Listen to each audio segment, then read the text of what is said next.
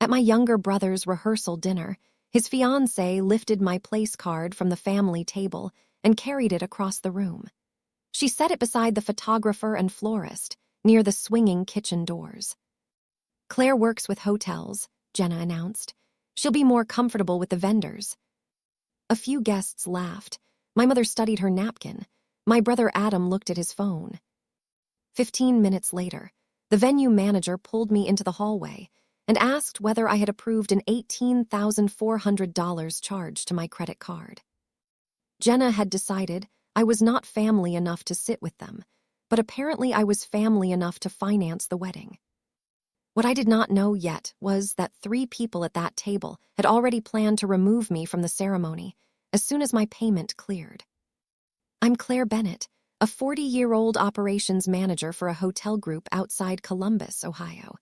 In my family, being the responsible one meant arranging Dad's appointments, helping Mom with overdue bills, and rescuing Adam whenever another plan collapsed.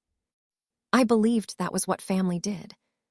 When Adam proposed to Jenna, they wanted a venue they could not afford.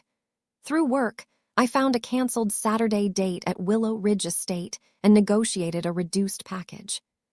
The venue required a $5,000 deposit and a card on file until the couple paid the remaining balance.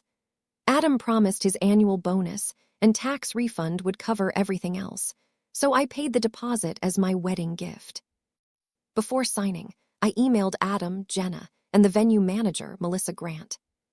"My total contribution is the $5,000 deposit. My card is not authorized for any additional charges." Adam replied, "Understood. You've already saved our wedding."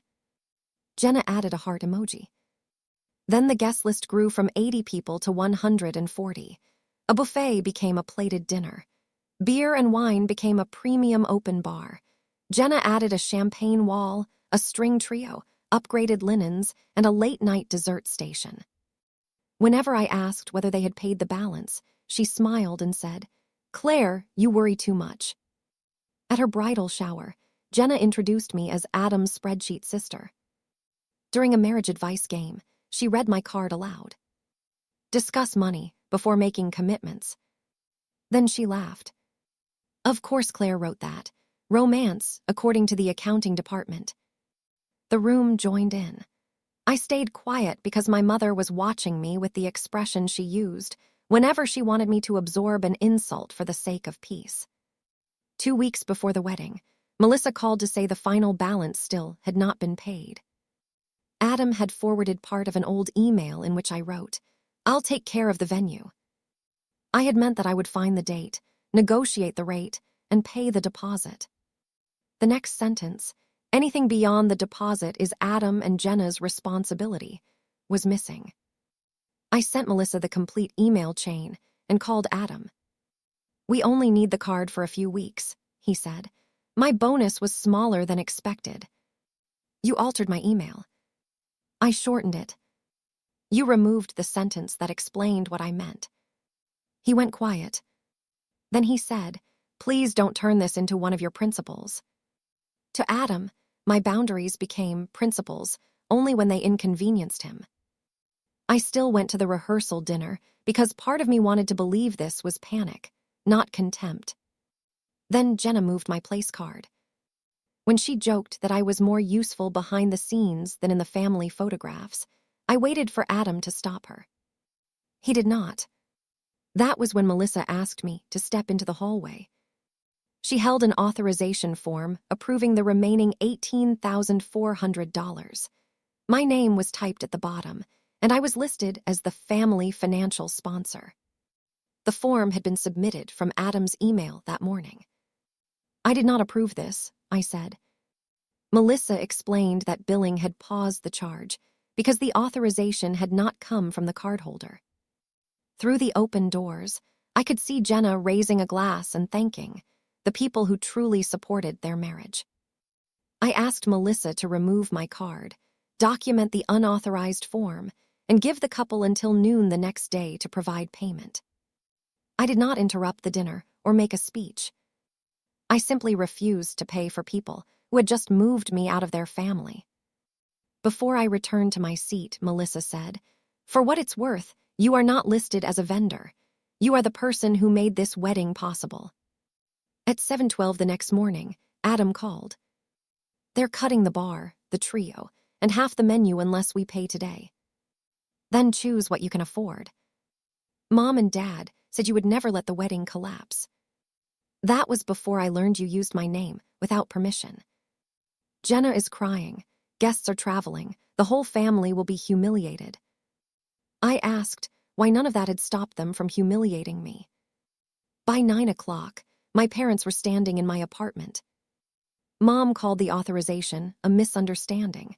Dad called it a desperate mistake. Then, Mom said something that ended the conversation. "We were going to tell you after the charge went through. We knew you'd be upset, but the wedding would be over, and eventually you would forgive us."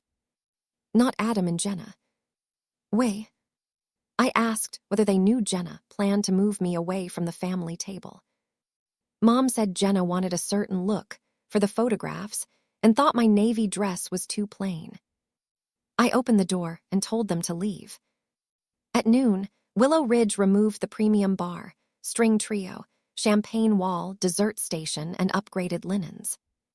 Jenna's parents paid part of the balance. My parents borrowed the rest. The wedding continued with the simpler package I had suggested months earlier. That afternoon, my Aunt Ruth, who was included in the family group chat, sent me a screenshot.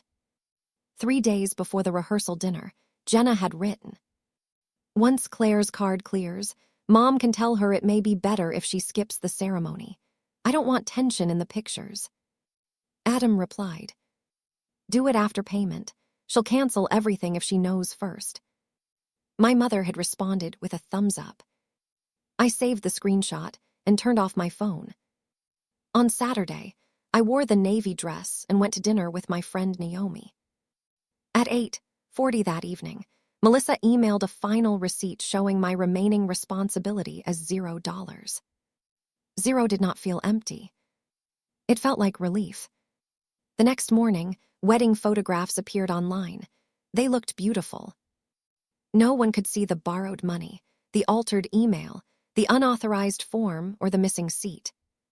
For the first time, I did not need strangers to know I was right.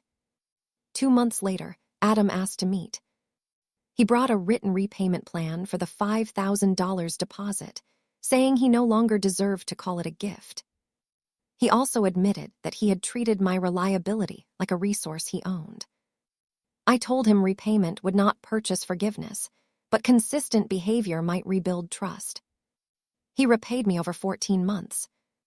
We speak occasionally now, but he no longer has access to my accounts, my cards, or my automatic forgiveness.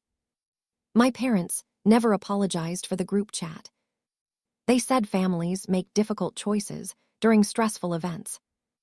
I chose low contact and removed myself from every shared financial arrangement connected to them. For years, my family called me practical as though it meant I felt less. The truth was that I felt everything. I had simply learned not to confuse love with unlimited access. Jenna seated me with the vendors because she believed my value came from what I could arrange, fix, or pay for. But a woman is not difficult because she reads the agreement. She is not jealous because she refuses humiliation. And she is not selfish because she will not finance the people erasing her from the picture. They kept their wedding. I kept my name off the bill.